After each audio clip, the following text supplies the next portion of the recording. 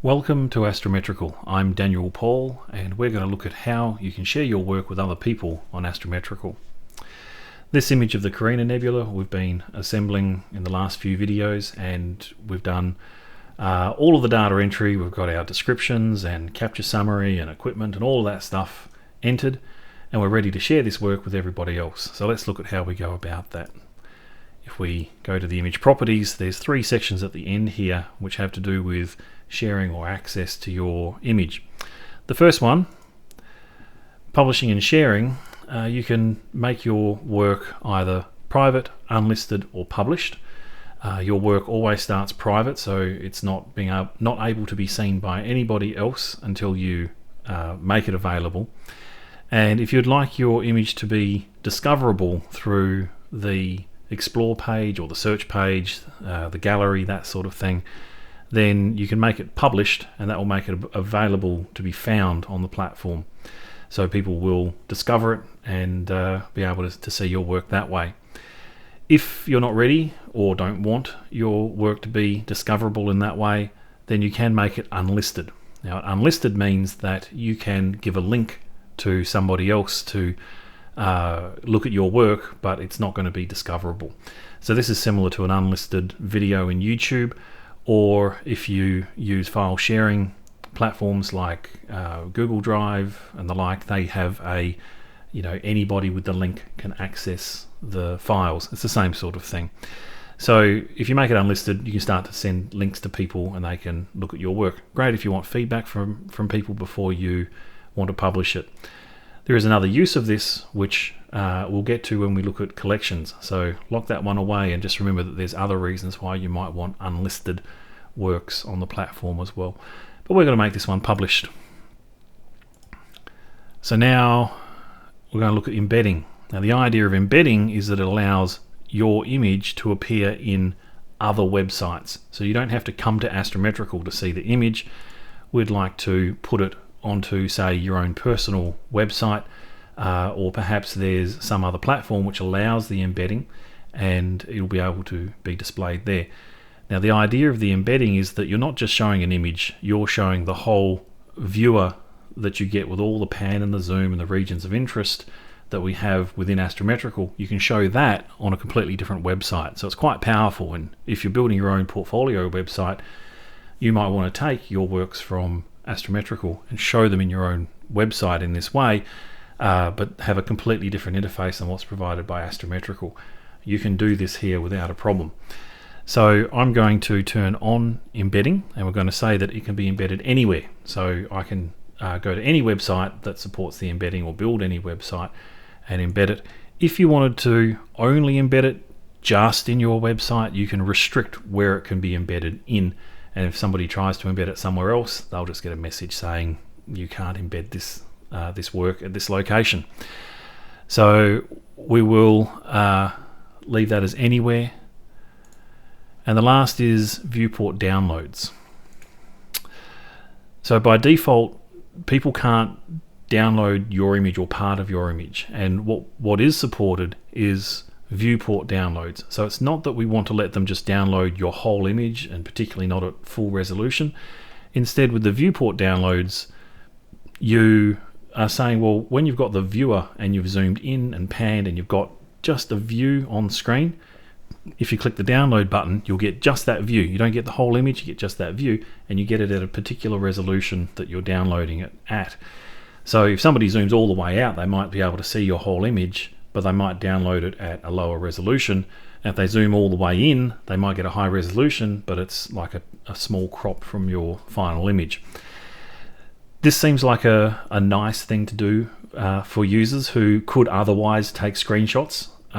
So just consider that maybe don't think of it as somebody taking your image, but instead think of it as giving them a more controlled and uniform way of taking a snapshot of what they're looking at without having to take a screenshot and then edit it. If you enable viewport downloads, you need to say, well, what's the license that you're giving your image to people when they download it? And included is the standard set of Creative Commons licenses. I think for most of us, we'd be quite happy to use something like attribution, non-commercial, no derivatives, which means that somebody can download it, but if they want to show it, say, on their own website for non-commercial reasons, they'd still need to give an attribution to you so people know that it's your work, not theirs. Non-commercial, so they can't use it for a commercial purpose. And no derivatives, which means they can't take your image, crop parts out of it, or do a composite or something else with it and have a derivative work that includes your work. You're just disallowing that to be done. If you're happy with them to use derivatives but still be non-commercial and require attribution, then you can use the attribution non-commercial license. It's up to you what you would like people to be able to do with the image that they download. If you're happy for anyone to do anything in this image, you just want to really declare that you consider it to be in the public domain, then you can use the public domain license. If you're uploading an image that you've got from an agency like NASA and so on, make sure you choose the right license that complies with the license that you've got from that agency. So for example, from NASA, most images are considered to be in the public domain, in which case you'd choose this. Now, if you have a different license that you'd like to use, you can put in custom license and then a URL to that license. Now, when somebody goes to download a viewport image of your work, they need to acknowledge the license, and you hope that they, honor the license as well. So I'm going to choose the non-commercial attribution, non-commercial, no derivatives license here, and allow viewport downloads. Okay, we can save that. Now let's go have a look at what that's enabled in terms of sharing of this image. So the image itself, we can now see that it's got a download link, and if I click that, I can choose what resolution I'd like the image to come out at. Standard definition, high definition, or 4K. Now the 4K download is only enabled for users who actually log into the system. If you've got somebody who's not authenticated, that option doesn't appear. Well, it's grayed out and tells them that they need to sign up and log in to be able to get it. And I think that's a high enough barrier that it stops people coming and just trying to export your image and steal it. The format, you can get a JPEG, WebP, or AVIF file out. AVIF can be a little bit questionable as to whether browsers support it, so I've marked it experimental. And finally, the license here, I need to accept the terms of this license, and it's got a link to the license here on the Creative Commons website. So I put a little thing in here that says if you want high resolution, contact Astrometrical.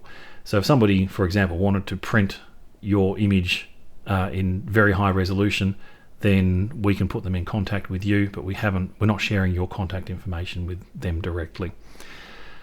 Okay, so I won't do the export, but it's quite straightforward how you do that. Now, if you didn't enable downloads, this link doesn't even appear. Standard sharing, this is available on all works. This is the normal sharing that you get from your web browser. So on a mobile phone, you get that usual pop-up that says, how do you want to share it? And you can always just copy a link here. And so that's how, if you want to share it with somebody via a link, you can take the link there. The link is actually the same as the link that's in the browser's address bar anyway. But so that's how you share if you want to share a link with somebody. And embedding, so you can configure the embedding here and say, well, where you embed it somewhere, you've got complete control over how it appears, but this helps you build up the embedding that you're going to put somewhere.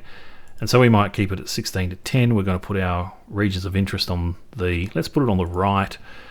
Okay, that'll do us. And then we can have a look at the snippet here. That's what you need to go and put into your web page. And we can see this is what you'd actually see on the web page. And it's got the regions of interest down the side. And it's all, I'm zooming in and out of that image there. Okay, and if it's your own image, you get this analytics tab as well that tells you how often it's being accessed by other people on your website. Okay, so just to show you that this can appear on other websites, it's not just within that pop-up.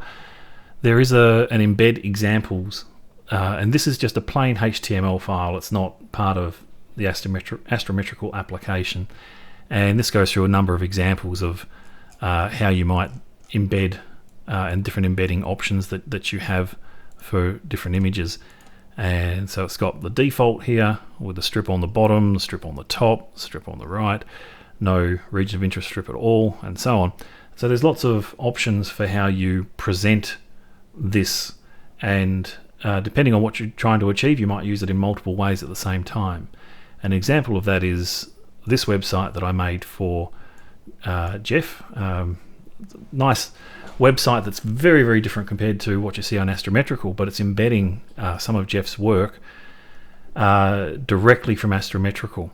So this website shows a few images. They all fade in nicely. You'd think that these were just plain old images, but they're not. They're the tiled zoomable images that have come from Astrometrical. But we've disabled the interactivity on these, and we don't show the region of interest strip either. And when I click one, I get a nice pop-up with the image displayed here, which is now interactive. And so there's this pan and zoom to explore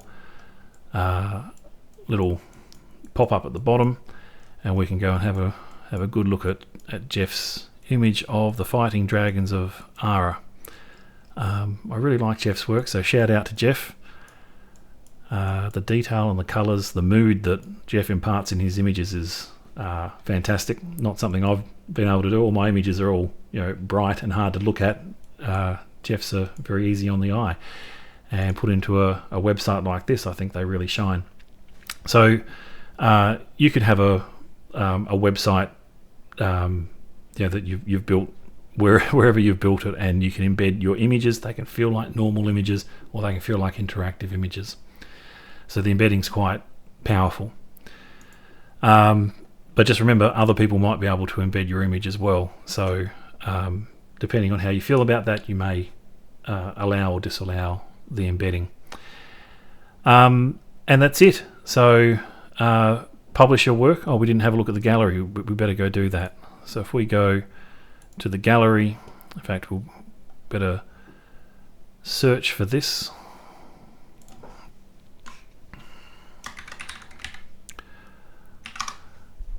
If we search for Karina, we should find, there it is, that's our image here. So we were able to find it by searching for it, and we can see the summary information here and a part of the description, and of course we can go back to looking at all of the details here. So that's it.